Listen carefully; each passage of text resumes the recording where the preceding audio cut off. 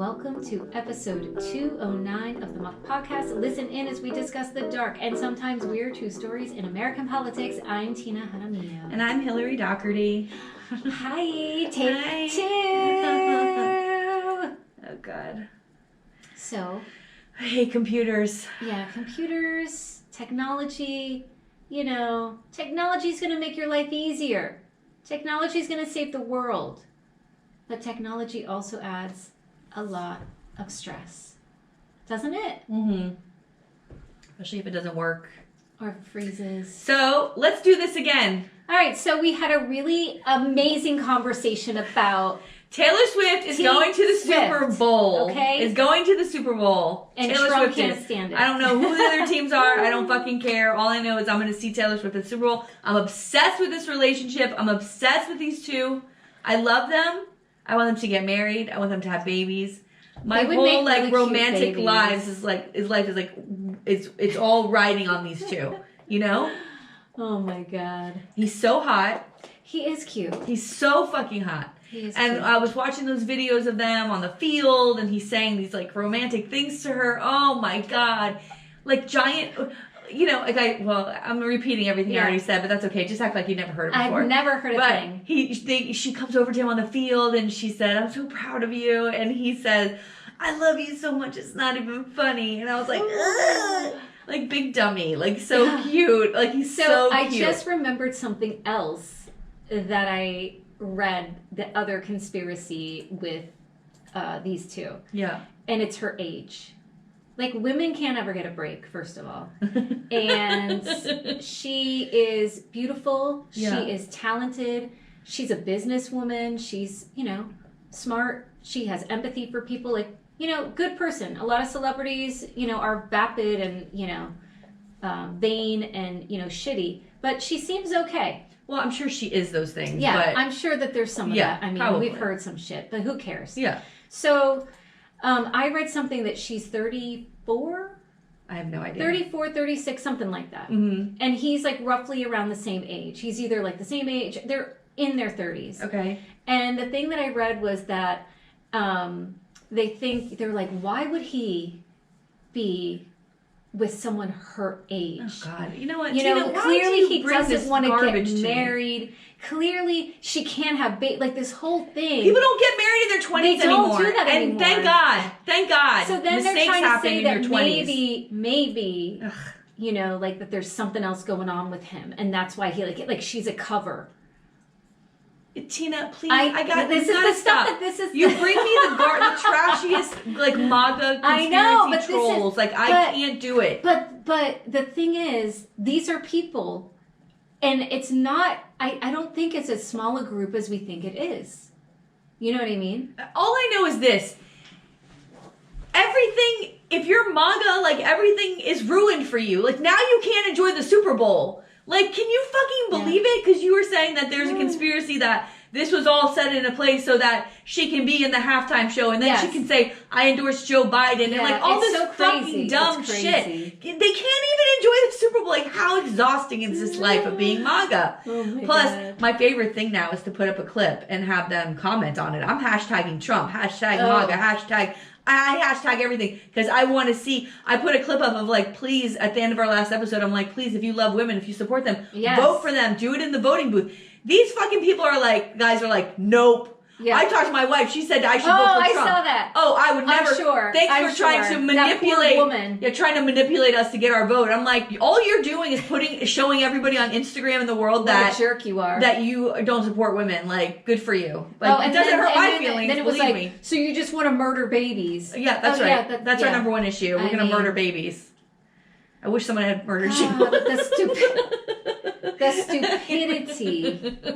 The stupidity of MAGA. Oh yeah. Listen, I can't take it. One less fucking moron. You know what I mean? Yeah. God. So my DeSantis news is that the Disney lawsuit was dismissed by the judge this week, and the Trump-appointed judge dismissed this lawsuit. The next day, Disney appealed it. They when the ruling came out, they're like, don't worry, tomorrow we have our papers filed. Because they're done. We can't allow this precedent to happen. Right. So that'll be great. I'm they're not going to let this go. Disney's not, and they're going to make sure that Disney's got the money. This will go to the Supreme Court as far as they're concerned. They're fucking done with this bullshit, and they should. The other thing about DeSantis is it came out like they totaled up how much he spent to come in second place in Iowa and then leave the race. $158.5 million. How do you look people in the face? Doughy face. With that doughy face of yours. And face people knowing that you squandered so much money and time and resources in a race that you knew you weren't going to win. I don't know if he knew that. You think? Here's what I think happened. Because you don't spend $158.5 million without people around you telling you how great you are and you're going to win. Like we had talked about on a little text thread. You got to be really careful. More than any probably other industry, are there sharks, is politics. And they will come in, consultants, and they will take all of your money while putting together a 1,000-piece puzzle the day before the Iowa caucus. In his office there, his campaign quarters. His campaign manager was putting together a 1,000-piece puzzle for like 6 hours that day. The day before the caucus, the Iowa caucus. You gotta find ways to relax, and that was his. Yeah, he took that money, and he took that money, and he was like, you know what? Yeah. We're losing anyway. This guy's an asshole. I may as well enjoy myself. I may as well relax and unwind with a 1,000-piece puzzle. I don't blame the guy. I enjoy a puzzle now and then. Yeah, but not at the expense of Floridians or the American people. Which is like how that's how I feel. I look at $158 million and I think there's so much more damage that's been done to Florida because of the laws he wanted to pass to be able to have talking points when he's in Iowa. Like the damage and the decades it'll take to undo the damage that DeSantis did here in the hopes of becoming president of the United States. Like, the remarkable stupidity in that. And thinking that what he was going to do here was going to translate across the country. Like, how short-sighted. And believe me, there were people around him who knew it wasn't going to go, but stood by him and made millions of dollars. And then left the campaign. He's a jackass. The last thing I have is about DeSantis as well, and about Florida, and that we're sending Florida State Guard members to the Texas border.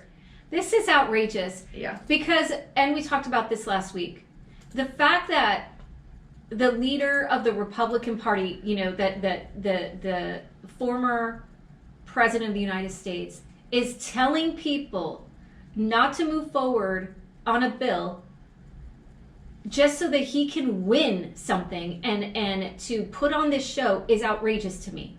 And that the people in government are following it.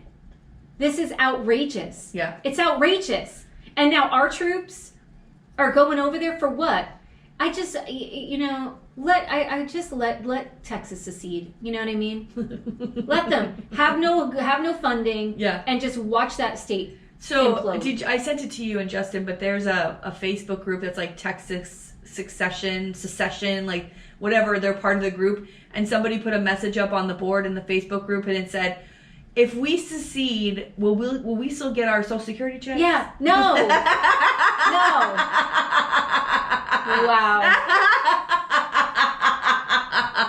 It's the most MAGA kind of like go fuck the federal government thing I've ever seen. Right. It's the same people like Miami-Dade is red. And in Miami-Dade, more than anywhere else, I believe in the country, but definitely in the state of Florida, more people are enrolled in Obamacare and love it. And they're all voting for Republicans. Yeah. And they don't understand that the Republicans are trying to take away your health care. They want to repeal Obamacare. Like, what? How fucking dumb they're so are dumb. you? How dumb are you? They're uninformed. Good. Let them take their health care insurance away, and then they can try to figure that, just like with the immigration. You want to vote for Republicans left and right, then they put E-Verify in place, and you're like, sorry, what happened? Yeah. Oh, I thought DeSantis was a good guy. Oh, yeah. You thought what? Yeah. Obviously, you must be a white man. Yeah. Because you haven't been affected by anything. And, the thing too, and we talked about this last week with the border, and the hypocrisy is, they want to use violence and they want to have, razor wire and whatever it is, and they say that in one breath, and in the next breath they're calling people like us who want to support the right to abortion, that we're murdering babies, but they don't care about life. Right. Yeah. And they don't care about that baby once it exits the womb. They don't. It's a bizarre thing to me. Like, when it's in the mother's body, the mother can die. We got to save the babies. But once that baby's out, they won't, in the state of Florida, take federal money to provide lunches to kids. They're going to kill people at the border. It doesn't gel. And they can't see it. Well, I think they probably do, but they think they're justified in some way. Listen, because it's babies. If babies. you They literally just have listen, a chunky baby in their brain. literally listen to the podcast from last Wednesday that came out, and then today, February 2nd, and the editorial in Sun Sentinel was all about how parental rights in Tallahassee are just fucking horseshit. That it's parental rights if you agree with what they're saying in Tallahassee, but if you don't agree, then best of luck to you. You have nothing. Yeah. And so that's exactly what we said. HB1 is a perfect example of the hypocrisy of parental rights in Tallahassee and in Florida, and saying we want parents to be able, they gave parental rights to parents, and so guess what happened? Miles for Liberty popped up. Yeah. And now, this one line in this one book is offensive to me, so this book needs to be removed from every school and library in the state. They created a monster. But when it comes to social media, yep. And your children, we know what's best, not you. It's disgusting. It's disgusting. And I don't think they really understand what the fuck they're actually doing. I really don't think they understand what they're doing. No, they don't. All right. So many interruptions today. You know we're gonna get through it. It's a Friday night. We're gonna power through. My voice will be gone by the time we're done, but we're gonna be fine. We'll be fine, everybody. But we're women. What? And we're moms. And we work, and we take care of a lot of things, and this is life, so deal with it. Excuse me, I'm sorry, did you say you have a problem with it? Yeah. Did you say you have a problem with that? So a couple of things that I have that are another Florida thing before I move on to Biden, is the other thing that came out is Florida barring transgender residents from changing gender on their driver's license. So, it's just, we're talking about parental rights. And again, it's the rights if you believe in what they believe. And everything that they do is about what they believe. And they don't care. They have no openness or empathy or acceptance of anything that differs from what they believe and what they think and how they think the world should be. And I sent you, I think I sent it to you. It was that crazy clip of again, it's like some crazy MAGA guy at a Trump rally who is an originalist, a constitutional originalist, meaning like they don't want any of the amendments on the Constitution, that it's like we want the Constitution the way it was. Women voting. No women voting. And when this downhill. It's been downhill from there, everybody. And when this guy spoke and said, that men and women are equal under God, but that doesn't mean that they need to have the same role in society, and that only certain people that's where we're should, rule. And the guy's like, well, who is that? And so first of all, he's like, well, what about the 19th Amendment? He's like, no, that should be gone, right? Women shouldn't have the right to vote. Blacks certainly shouldn't have the right to vote. And then he's like, well, who should? White Christian men. And it's like, that's so convenient since you're a white Christian man that everything is in your favor. Like, it's so insane to me. But all of these laws and all of these things are stemming from that ideology. Right. You know what I mean? And like, if we don't think that women are under attack in this country, these are men. And I saw another poll that showed with young people, like the Gen Z generation, that the women are trending very liberal, but the men are trending more conservative. And this gap is widening between the genders. And that to me is scary too, because we have issues of men. They've been talking a lot about like men like not being successful in like college. There's all of these things that it has happened that they're trying to understand like what's happening to men.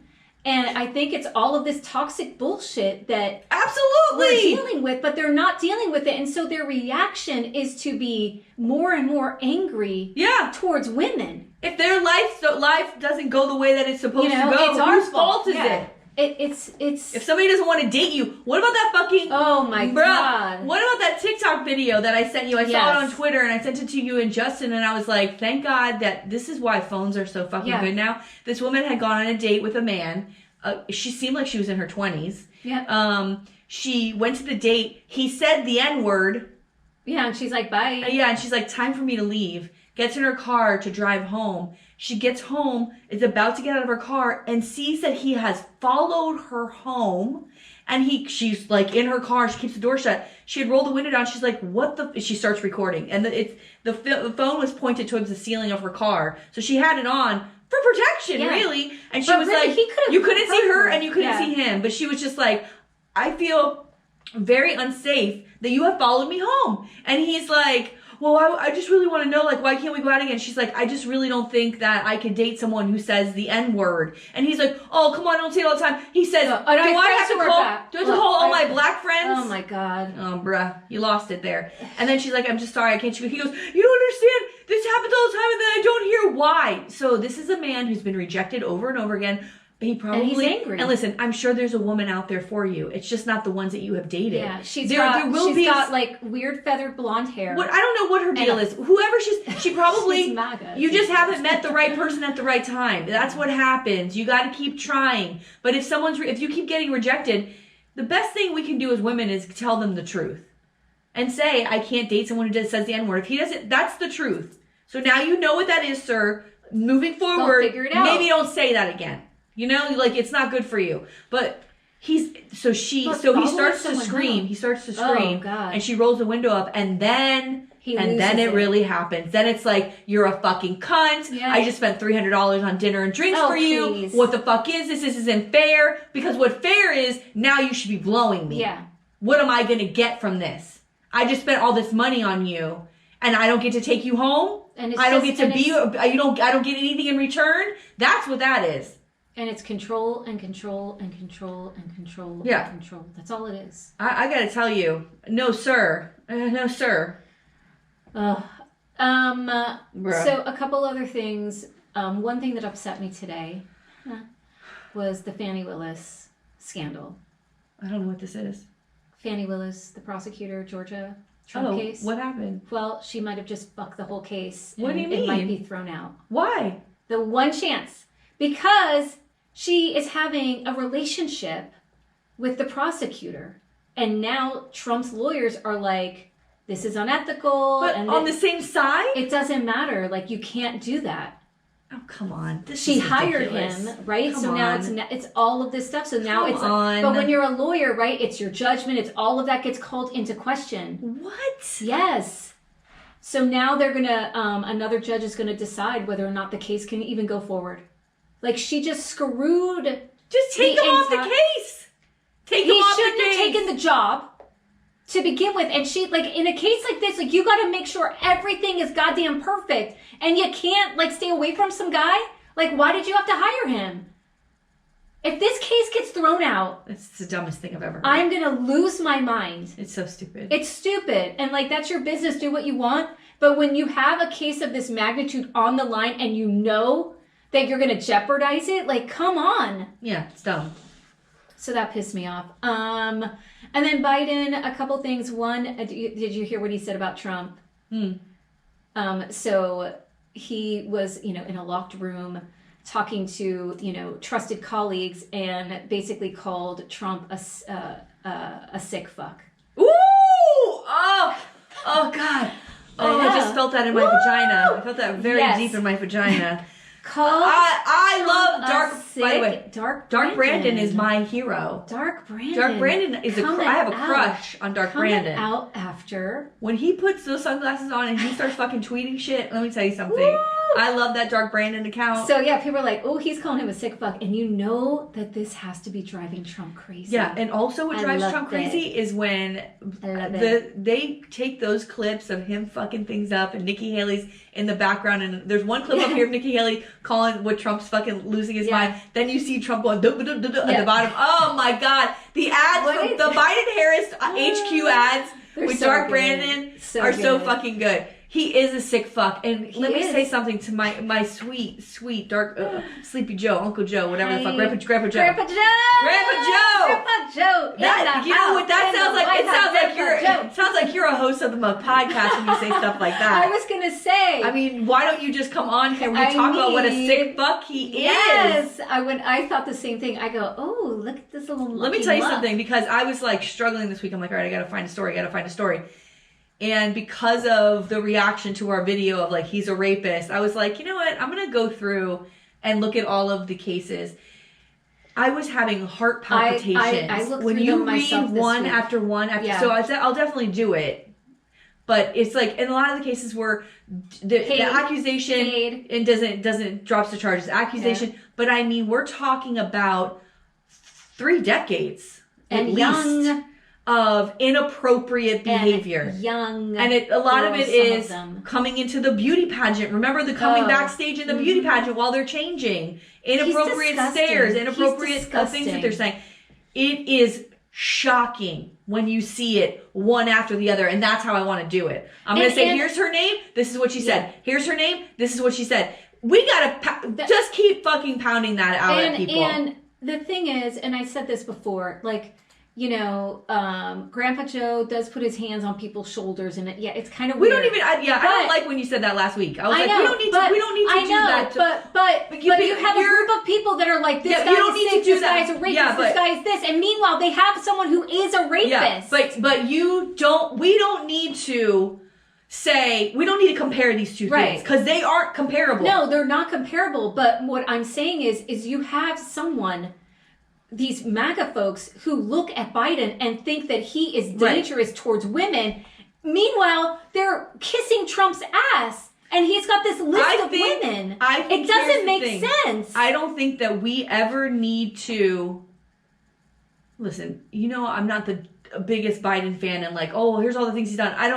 I don't think that even needs to be part of the conversation. We're never going to convince those people of that kind of thing. But I understand, like, because you know that what they're going to come back with, right? And so I get that like, sort of... What are you talking about? Like, this guy is a rapist. Totally, but I think we focus on that. Yeah. Let's just focus on the fact that this guy has done this to one woman after the other for fucking 40 years, something like 40 years, like the oldest case, right? Like, let's say it's the 80s. This man has been doing this for 40 fucking years and getting away with it. This E. Jean Carroll is a bigger fucking case than you can imagine, because it's really like. By the way, I was gonna cover her, and I read her the cover of the magazine. She's like, "This is what I was wearing." No, I didn't. Yeah. But I read all about her. She's a fucking badass. This is a badass fucking bitch. I mean, thank God for her. She's incredible. What she's done with her career was fucking incredible. So this isn't some fucking fly-by-night beauty pageant who still is valid. But this isn't like a woman he's just walking through the room. This is a woman he went after and attacked. I mean, and the shit he's done at Mar-a-Lago and the witnesses, the people who've seen him do things at Mar-a-Lago. It's fucking wild when you read it all in one fucking swoop. We gotta do that. Gross. Gotta do it. All right. Well, today, I'm covering former federal judge Alex Kozinski. Oh. Okay, here we go. Kozinski was born in July 1950 to a Romanian Jewish family in Bucharest under the rule of the Socialist Republic of Romania. Both of his parents were Holocaust survivors. His dad, Moses, spent 4 years in concentration camps where tens of thousands of Jews were murdered. Of his childhood, Kozinski has said, quote, "Living under communism and having grown up with Holocaust stories has made me more suspicious than other people about what the government tells you is true or good for you," end quote. In 1958, Kozinski's parents applied to the Romanian government for permission to emigrate from the country. They received permission 4 years later in 1962 when Kozinski was 12 years old. So he grew up in this communist Bucharest and he was committed to it. He thought communism was fantastic. And so he was ready to go out into the world and persuade the world that communism is so great. But then they went to like Germany or something. And like when they first left Romania, and it was all a lie. Like he was told that capitalism, like there's no bananas and there's no food and like he walked out into this grocery store and he's like, what the fuck? Like there's fucking food everywhere. There's freedoms. God. And he was like, oh shit, immediate capitalist, you know? Okay. Capitalism isn't so great. Well, you know. But, you know. What are you going to do? What are you going to do? So his family immigrated to the United States in 1962 and settled in the Los Feliz neighborhood of Los Angeles, where his father ran a small grocery store. Kozinski studied economics at the University of California, Los Angeles, graduating in 1972 with a Bachelor's of Arts.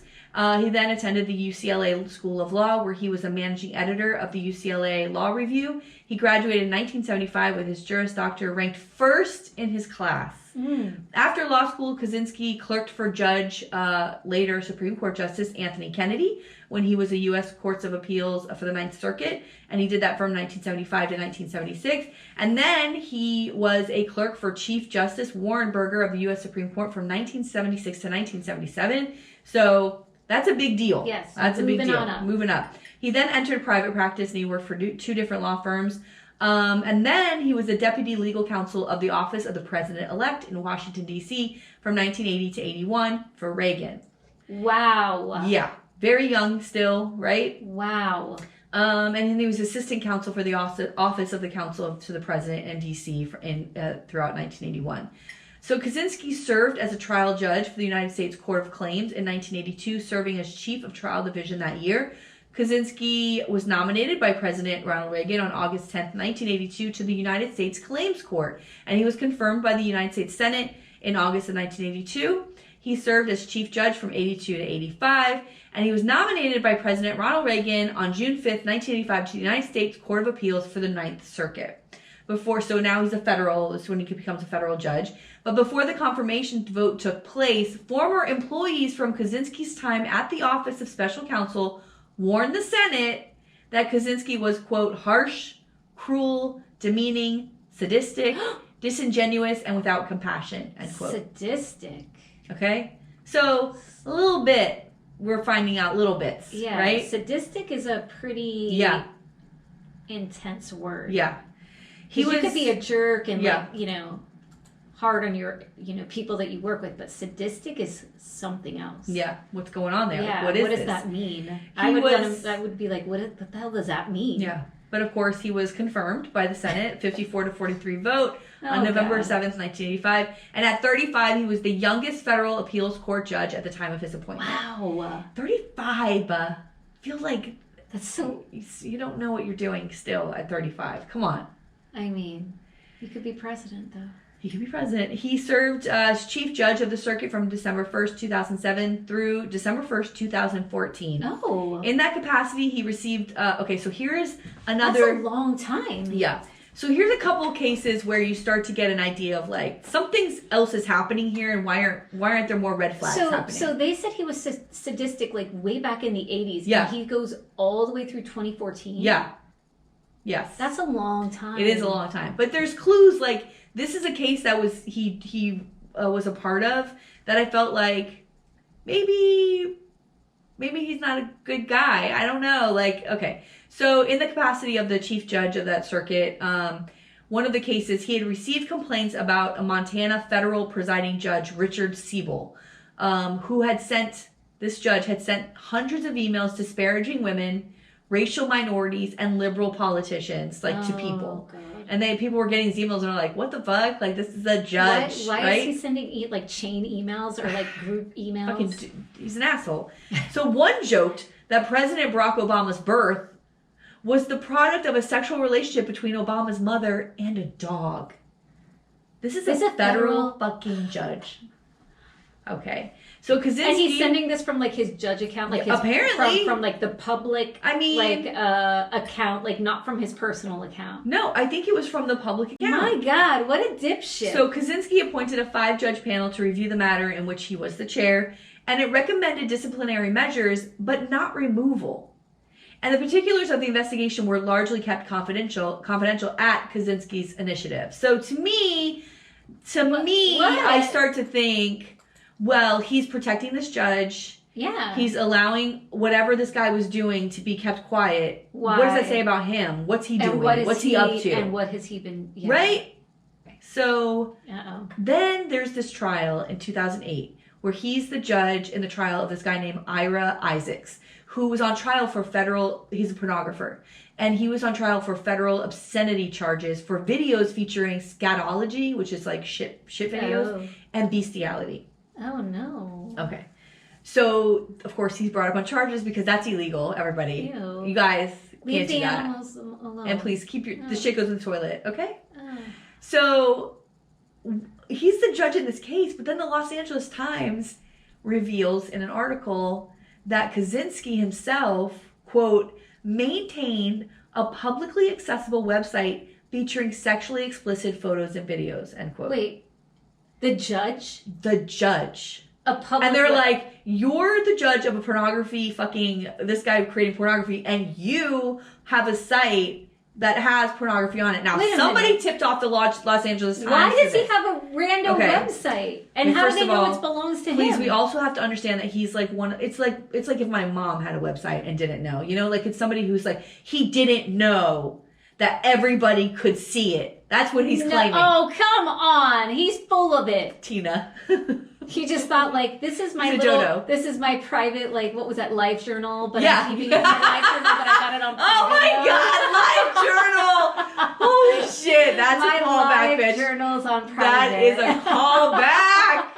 Oh my God. What an idiot. But you have to buy the domain name. You have to, like... By the way, I looked it up. What was the domain name? Okay, dude, okay. Seriously, this is not a joke. It was alex.kozinski.me or something. What? Yeah, it was like his fucking name. And then, so what did he think? Like, did he think it was like a Dropbox? Okay, hold like, on. I Yes. Put all my porn on it. Okay. So it says Kozinski had collected a vast number of images sent to him via email over many years and retained them on a personal web server in his home.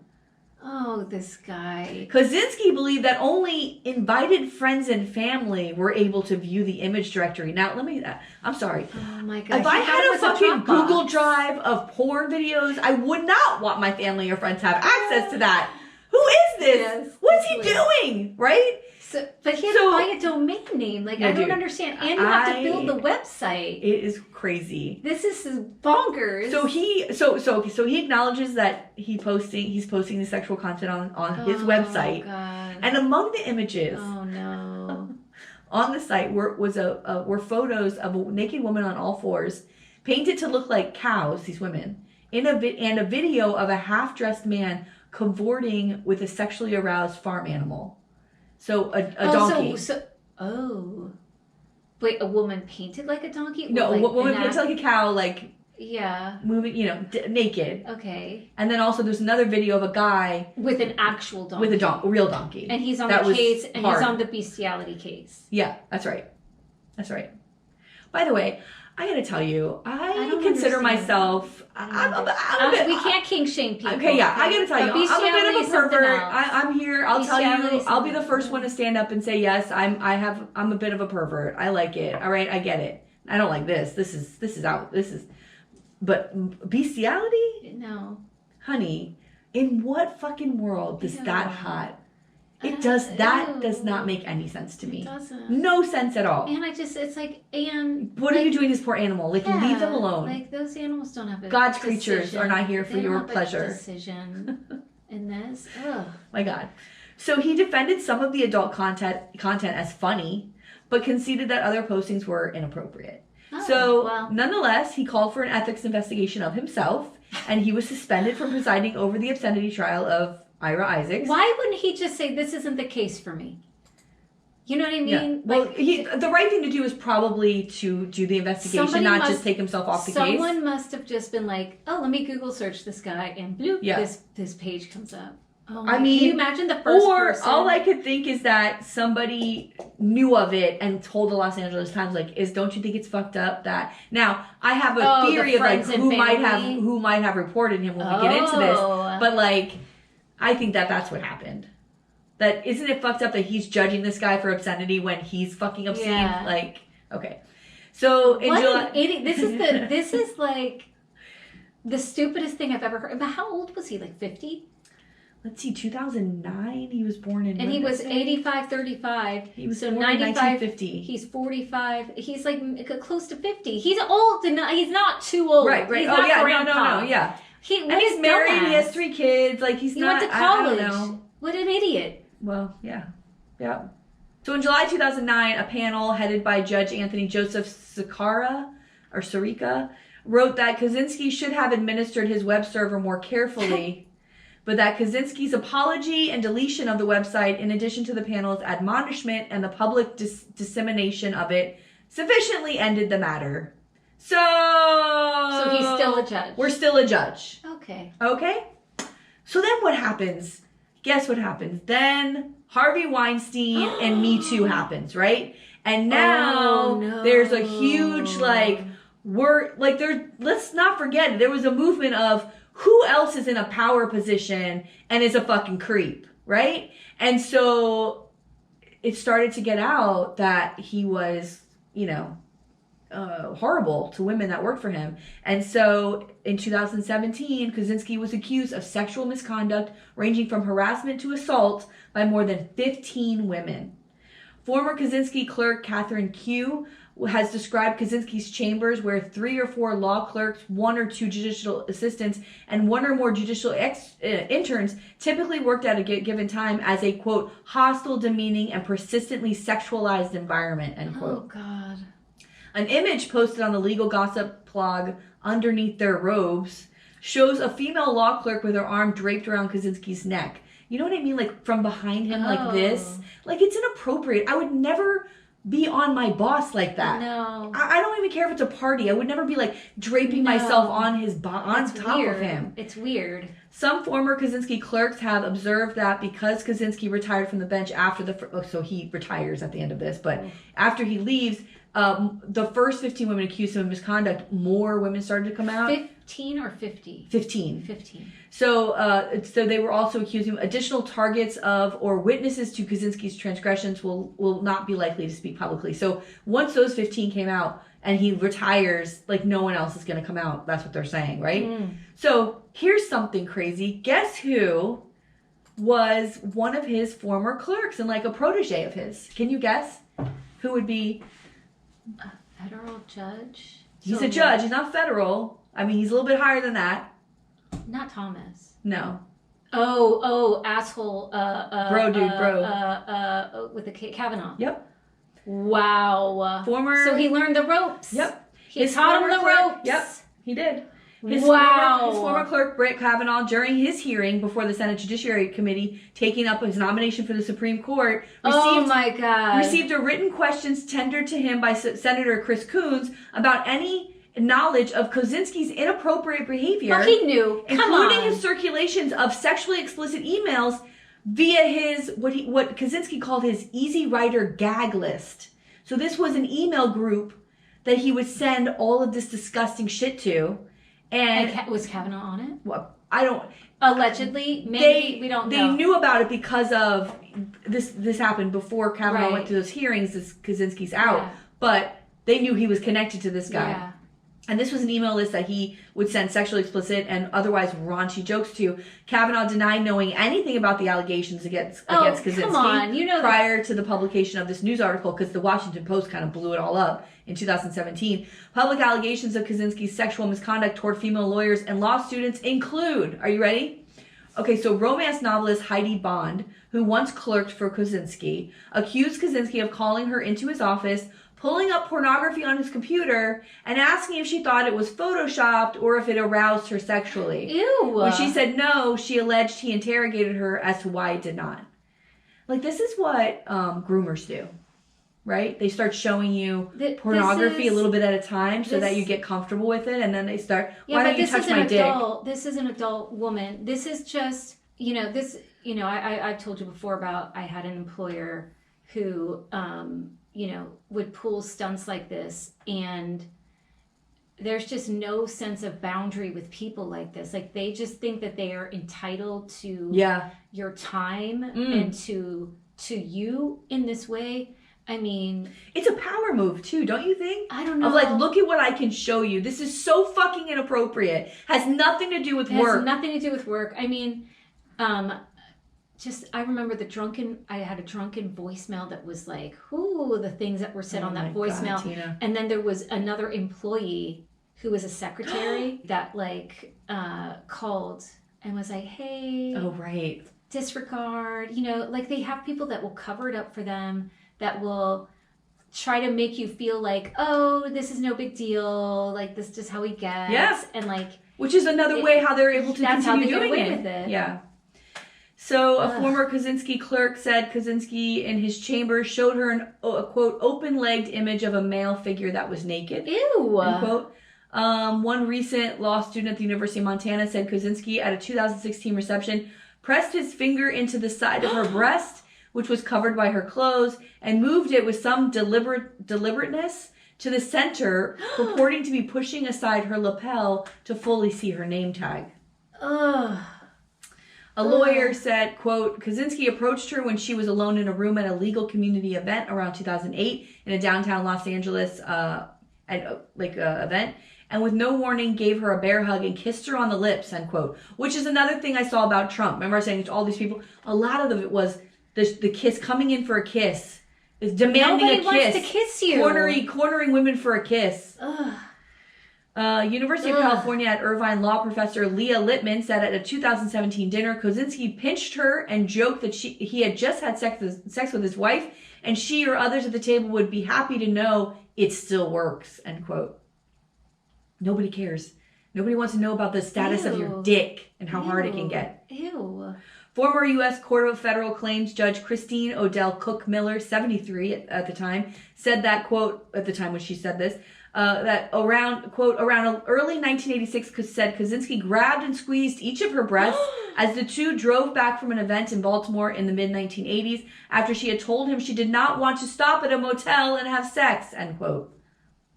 Dahlia Lithwick wrote in Slate that when she was clerking for another judge on the Ninth Circuit and Kozinski learned she was in a hotel room, he kept asking what she was wearing, trying to get into the hotel room. Nancy Rappaport, special counsel to the president of the University of Nevada at Las Vegas, has written that when she was clerking for another judge on the Ninth Circuit, Kozinski invited her to drinks and asked, quote, what do single girls in San Francisco do for sex, end quote. Now, I understand, like, I know if you're a dude hearing this, you're like, what's the big deal? Like, we're in a work environment. Yeah, it's fucking inappropriate. This isn't a friend. This isn't someone you've been flirting with. This isn't someone that you and how do you respond to that? Comfortable with. What do you say in response? Like, I'd be like, what the fuck? You know, like, but you're now like, this is your boss. Could I lose my job? If I say something wrong, what will happen? Like, and this is someone who has a lot of power because he's the judge. Yeah. Who are they going to believe? Emily Murphy, who was clerking for another Ninth Circuit judge at the time and later became a professor at UC Hastings. These are honorable women. Like, these are upper echelon career women, right? Smart women. Said Kozinski suggested my point to that is, if you're working at McDonald's and your manager's doing this to you, what luck do you have? Like, what chance do you have? Yeah. This is in a fucking federal court, you know? Yeah. She became a professor at UC Hastings, said Kozinski suggested to a group that she exercise naked in the courthouse gymnasium. Murphy has said, quote, it wasn't just clear that he was imagining me naked. He was trying to invite other people, my professional colleagues, to do so as well. That was what was humiliating about it, end quote. How demeaning. Yeah. A former Ninth Circuit clerk reported that in late 2011 or early 2012, she found herself sitting next to Kozinski at a dinner in Seattle. He, quote, kind of picked the tablecloth up so that he could see the bottom half of me, my legs, and he remarked, quote, I wanted to see if you were wearing pants because it's cold out, end quote. Why are you looking at people's bodies? Quote, a former Ninth Circuit clerk said that at a dinner with other clerks, Kozinski brought up a movie that contained a topless woman talking about her voluptuous breasts. The woman said she made a face to signal her disbelief at what he was saying, and Kozinski turned to her and said something like, what? I'm a man, end quote. Great, go be a man somewhere else. Because women aren't interested. Nobody cares about this. My God. One former Kozinski intern said the judge once made a comment about her hair and looked her up and down, her body up and down in a less than professional way. That intern said Kozinski also once talked with her about a female judge stripping. The clerk said she wouldn't want to be alone with Kozinski. A former intern said that she had at least 2 conversations with Kozinski that had, quote, that had sexual overtones directed at me, end quote. These are people's daughters interning, right? Like, this is your daughter here? Could you imagine? Former clerks also described abusive employment practices by Kozinski. For many years, Judge Kozinski's job announcement stated, quote, that, quote, I'm looking for amazingly intelligent Supreme Court clerk wannabes eager to slave like dogs for an unreasonably demanding boss, end quote. Former law clerk, and they're probably, like, hard to get positions. Yes. So people are willing to just do whatever, do whatever they can.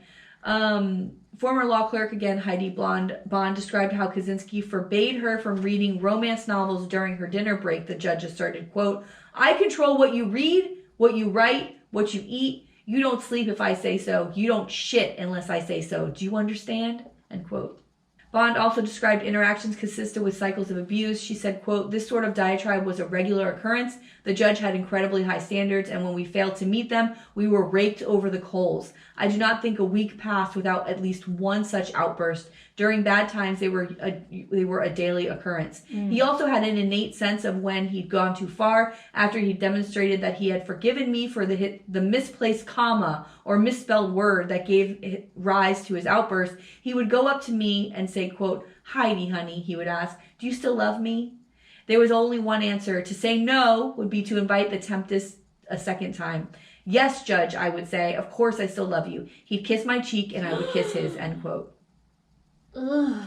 Former clerk Catherine Q wrote that Kozinski expected to be able to approve the location of her apartment, would complain when his clerks, quote, wanted salad for lunch instead of whatever he was having, and, quote, regularly diminish women and their accomplishments, end quote. What are you afraid of? Complaints about Kozinski's abusive employment practices were raised as early as 1985 by former Kozinski employees, like when they said to the Senate, yo, this is not a good idea. 1985 all the way through 2009. Yep. Wow. Yep. Those, or 2017 is when this article came out. Wow. What is that? 20... I can't do the math, but it's a long 32 years? Yeah. Those employees claimed Kozinski was unqualified to join the Ninth Circuit, these ones that had been complaining, because of harsh temperament, questionable decisions, and misleading testimony before the Judiciary Committee, because he's lying about his behavior. They said Kozinski was, like I said, harsh, cruel, demeaning, sadistic, disingenuous, and without compassion, and that his actions as a boss, quote, portrayed an unusual degree of hostility and at times an almost complete disregard for the consequences of his actions upon individuals, end quote, because he doesn't care, and he knows nothing will fucking happen to him. And guess what? Nothing did. Nothing happens. These allegations all came, like I said, in the aftermath of Weinstein and the Me Too movement. Kozinski responded to the allegations saying he did not remember showing any type of sexual material to his clerks, and, quote, if this is all they are able to dredge up after 35 years, I am not too worried, end quote. Wow. Must be nice. Kozinski officially issued a statement that read, quote, I have been a judge for 35 years, and during that time I've had over 500 employees in my chambers. I treat all of my employees as family and work very closely with most of them. I would never intentionally do anything to offend anyone, and it's regrettable that a handful have been offended by something I may have said or done. End quote. On December 14th, the chief judge of the Ninth Circuit referred the matters for investigation, and a day later assigned them to the Second Circuit. On December 15th, the Washington Post published the story with the allegations against him, and the disclosed sexual behavior allegations span more than 3 decades, including allegations of unwanted physical touching and invitations by Kozinski to have sex. 4 of the women say Kozinski touched or kissed them without permission. 3 of the clerks who were working for him when the allegations broke resigned their positions. On December 18th, 2017, Kozinski announced his immediate retirement with full benefits. Oh, so he's living his best life, huh? There was never an investigation, and he continues to hold his law license. Wow. It is unknown whether the investigation on Kozinski would continue, but obviously it's been years and nothing's happened 7 years? Yeah, he's going to be in this. He stated during his resignation that the women must have misunderstood his, quote, broad sense of humor and his, quote, candid way of speaking. Yeah, it's our fault. It's our fault. Because, we're women. Yeah. We don't understand it's our jokes. Fault. My bad. We don't understand jokes. My bad. I'm sorry that I misunderstood your hand on my tit and you lunging from my mouth with your disgusting face.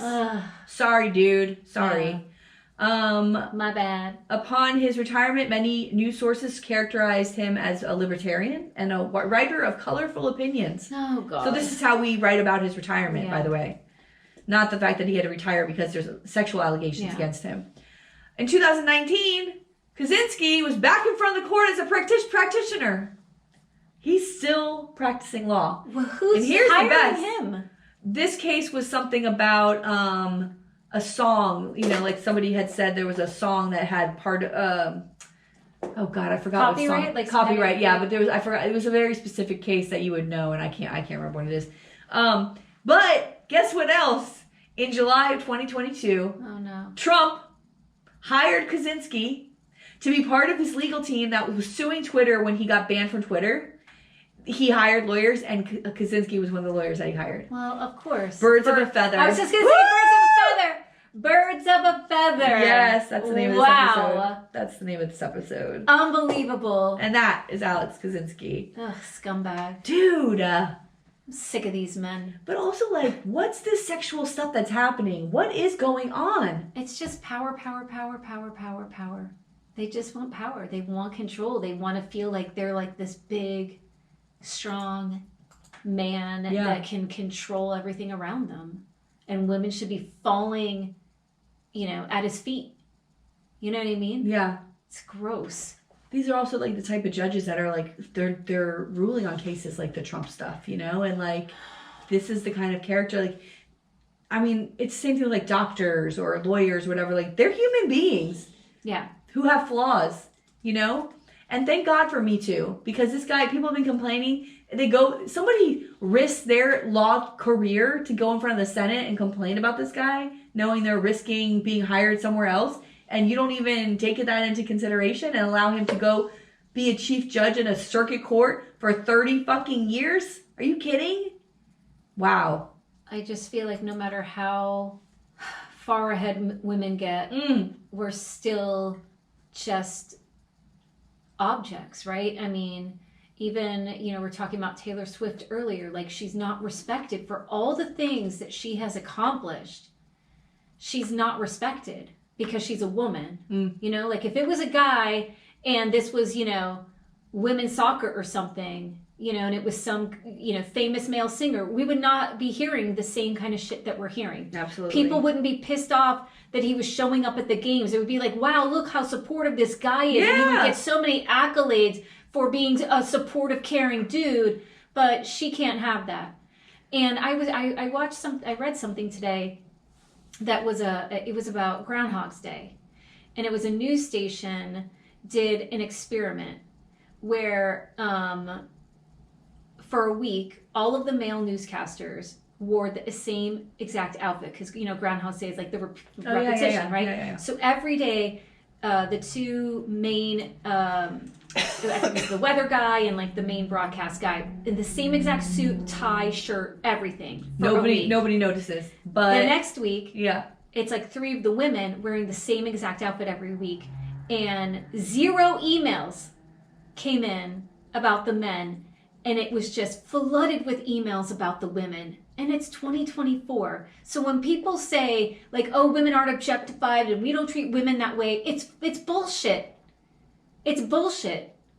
Like, we are only still valued at what we look like. Did you see that Twitter? It was a newscaster, and she had a little bit of a belly, and she's older, and she was wearing an outfit that I wouldn't say it was frumpy, but I mean, first of all, if you're watching the news to like I don't understand why do sending in women information. Have to be this one fucking thing for people? I don't know, but somebody had sent an email and was like, those pants really don't fit you right or whatever. So she like on the air was like, oh, I just wanted to read this email, and she reads it and she's like, so here's why I look this way, right? And she had just given birth and like had been in the hospital. Like the baby that she had was not doing well. And I think she had to start cancer treatments right after she had the baby. So she wasn't like at her best for news, I guess. And she read through the whole thing. She goes, but I'll make sure that next time I'll fix up my outfit to be better for you guys, okay? Like, was like totally read this guy out. It's outrageous. And these are strangers to you, by the way. Yeah. You don't know them. You don't know them. You would never say that to your mother. Why are you saying it to a newscaster? But they would never say it to a dude either. Yeah. Well, they would never say it to a guy. And it's can we find a way to get over this by now? Can we find a way to respect women for their intellect and for what they provide to our society other than just being something to look at? I feel like I've been saying that since high school. You know? I feel like that's like I always remember saying stuff like, I'm not here for your viewing pleasure. Like, that's not what I'm here for. That's not it. We have been the object of the gaze too long. And I know that, like, we on here sometimes we like, ooh, you know, talk about the dudes that we think are hot or whatever. But it's not one thing to say somebody's hot. It's another thing to say, like, oh, to only value them for what they look like and analyze women's bodies in that way. It's gross. It's fucking gross. It is. But it doesn't help that you have a presidential nominee who wants to grab women by the pussy. Right. And a presidential nominee who, when he talks about women, the first thing he does is disparage their looks. Yeah. It's always about what they look like. Their weight, their face, their age. It's gross. Coming from the biggest slob oh my God. of them all. Give me a fucking break with this guy. Are you fucking kidding me? Oh my God. How about, did we ever mention that, you know, Melania's mother died? Rest in peace. No. She was living at that Mar-a-Lago. Well, honey. Anyway, they had the funeral. They're getting in the car to leave. And she gets in the car with her son. And the door's open, and Trump tries to get in, and she's like, She closes the door. He's standing outside the fucking Suburban, and he's got to go to the next car because she don't even want him in the fucking car with her. What kind of deal do those two have? He must be like, look. By the way, you can get out of it. You don't have to be in this. I don't even know what she's doing. She probably has some kind of contract. You stay till I'm done with this presidency, and you get whatever. You know what I mean? She's never even gone on the campaign trail. She's not out there. Yeah. At all. There's got to be a deal. Everyone's talking about that Barron Trump being, 6'6"? Yeah, he's really tall. Yeah. Oh, who cares? Yeah. I brought it up, but who fucking cares? Okay. He's tall. What else? Oh, so I'm watching a show. Oh. I've been watching a lot of TV. That's all I do. Because my running has moved from the outside to the inside. I've really been enjoying. I wasn't sure I was going to be enjoying my like gym time. Yeah. Well, what's the show? Oh, so the show is Inventing Anna. Oh, I love that girl. I like that girl. Jennifer. What's her name? Not Jennifer. Who's the actress? Claire. No. Oh, from My Girl. Garner. What? Wait. What's Inventing Anna? It's she's a fake Russian socialite. Yeah. It's with the chick from My Girl. Oh yeah, Anna Klumsky. Yes. I'm talking about Julia Garner, who plays Anna. Oh, I thought you were going to say Jennifer Garner. She was in that show. Oh God, she was in that show that I fucking love so much. You know what I'm talking about? Ozark. Oh yes. Do you know who I'm talking about? Do you recognize her from Ozark? I didn't. Yeah. She's incredible. She's so good in this. Oh my, I'm only a couple. Have you seen it? I haven't, but do you know she's going to play Madonna? Oh. Doesn't she look just like Madonna? She could definitely do Madonna. By the way, Alfredo was in New York and he went to see Madonna and he was like 2 feet away from her. Yes. She is so tiny. Did you see those videos of the show? Yes. She's fucking this big. And he said she's tiny. Yeah. Holy shit. You were on the thread where I was like, oh, she's my paisan. Oh, Tina. Oh my, it's true. Yeah, it's true. Yeah. I did see I'm like 1 degree away from Madonna. I got a funny Madonna picture that I saw in my on Twitter that I was seeing. I just wish, and I don't want to like shame, we were just talking about women, but you know, I think Madonna is a great example of our culture kind of forcing women to maintain like a certain look. You know what I mean? I don't know. She had some. Oh my God, this is one of the pictures in my phone. It's Kelce and Taylor Swift. Oh my God! Oh my! I can't find it, but I saw a funny picture of Madonna's. If Madonna had never left Michigan, and she had one of those fucking bubble hairs with the short in the back, and she's like, you know, like she looks like a housewife, like a real housewife of whatever. Yeah, she'd be going to the Michigan has like all those halls. It's like wedding after wedding after wedding. Oh, really? The Italians. Oh, Italian. Oh my God. So that she'd be definitely doing that circuit for sure. Don't you think that they named her Madonna? Don't you think they were like, sometimes you name your kid something, they're gonna be famous. Come on. I guess. Madonna? Yeah. Come on, man. Come on, man. I just remember when she was famous, my dad would always be like, you know, my friends are with her cousin. What? Yes. Because her family is from my dad's town, like legit, like that's where they're crazy. from. That's yeah, crazy. And we have, you know, they have the little monthly magazine that comes out.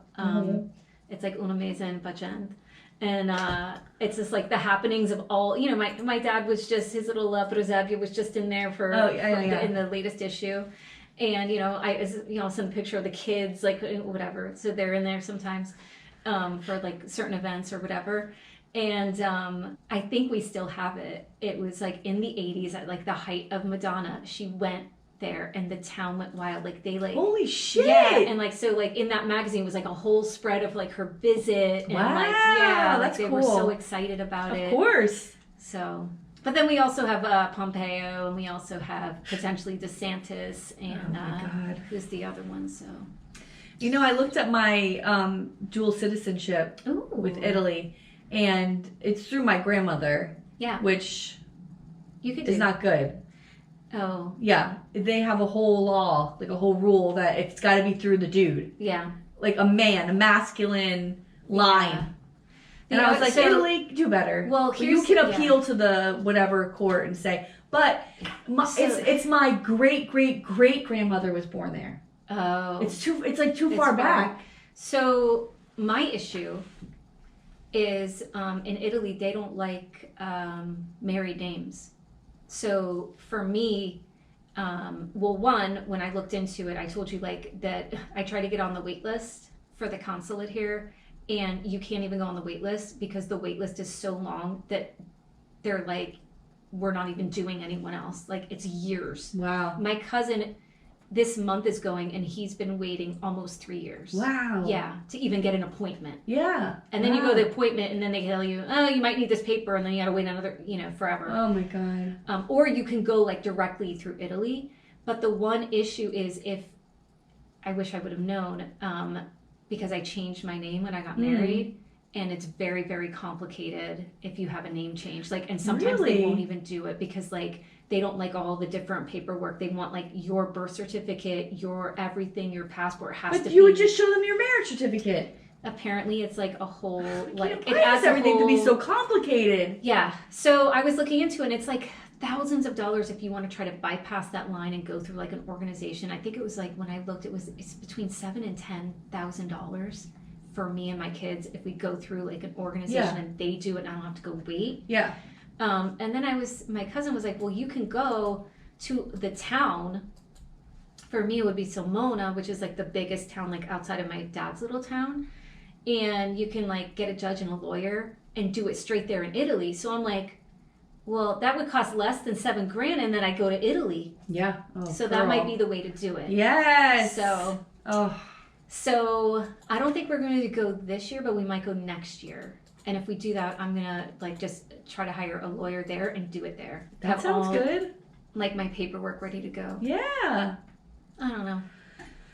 There's a bunch of fascists there now, so like, but at least it's the European, you know what I mean? Like you get the passport and you can go anywhere. That's what I'm saying. That's what I'm saying. That's what I'd love. To be able, you can work wherever. You can live wherever. Mm-hmm. I want it. I know. But we're going to need it. We got to get out. I know. All right, well. Okay, well. I feel like I was not on my best on this episode. I will be better next week. I promise. I'm feeling a little sick. We are allowed to be sick. This was a weird night. It was a weird night. I'm sick all the damn time. You're allowed to be sick. Recording stopped. I don't feel well. We had to start recording again. Then we got interrupted in the middle of it. I'm off. My game is off. It was beautiful. There's no funny bone tonight, ladies and gentlemen. I guess we'll find out next week. And bye.